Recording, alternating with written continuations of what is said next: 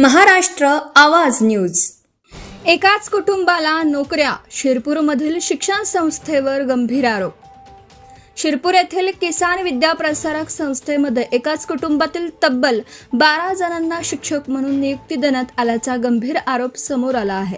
या कथित नियुक्त्यांमध्ये शासनाच्या नियमांचं उल्लंघन करण्यात आल्याचा दावा तक्रारदारांनी केला असून त्यामुळे शासनाच्या निधीचा गैरवापर झाल्याचा आरोपही करण्यात आला आहे.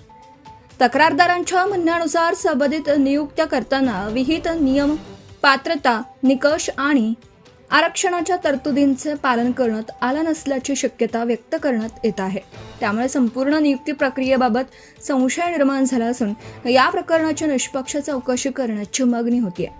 या प्रकरणामुळे शिरपूरसह संपूर्ण परिसरातील शैक्षणिक वर्तुळात मोठी खळबळ उडाली आहे. एकाच कुटुंबातील इतक्या मोठ्या संख्येने सदस्यांना नियुक्ती कशी मिळाली याबाबत विविध स्तरांवर प्रश्न उपस्थित केले जात आहेत. तक्रारदारांनी या कथित गैरव्यवहाराची सखोल चौकशी करून संबंधित कागदपत्रांची पडताळणी करण्यात यावी, तसेच नियुक्ती प्रक्रियेत दोषी आढळणाऱ्या व्यक्तींवर कायदेशीर कारवाई करण्यात यावी अशी मागणी केली आहे. दरम्यान या प्रकरणाची उच्चस्तरीय चौकशी करण्याची मागणी दिवसेंदिवस जोर धरत असून संबंधित यंत्रणांनी वस्तुस्थिती समोर आणून पारदर्शकपणे कारवाई करावी अशी अपेक्षा नागरिकांकडून व्यक्त होत आहे.